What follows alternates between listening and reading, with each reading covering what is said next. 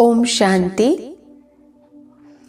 गीता में कहा गया है अंतमति सो गति, अर्थात शरीर छोड़ते समय जैसी मत होगी वैसी ही आत्मा को गति प्राप्त होती है।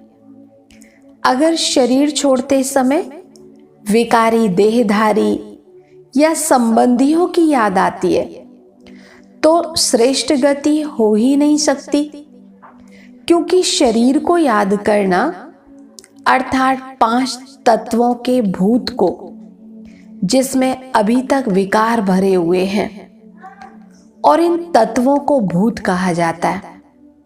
भूतों को याद करना माना श्रेष्ठ गति प्राप्त हो ही नहीं सकती।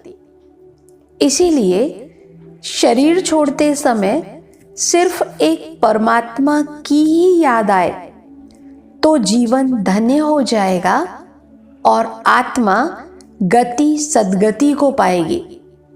लेकिन अंतिम समय में मनुष्य को स्वतः ही उसकी याद आती है जिससे उसका जीवन भर सबसे ज्यादा लगाव रहा हो, मोह रहा हो, जिसकी तरफ जीवन भर बुद्धि सबसे ज्यादा लगी रही हो। अंत में वही याद आता है और अंत समय को वरदानी बनाने के लिए, श्रेष्ठ बनाने के लिए, परमात्मा की याद में शरीर छूटे, इसके लिए बुद्धि की प्रीत सबसे ज्यादा परमात्मा से होनी चाहिए।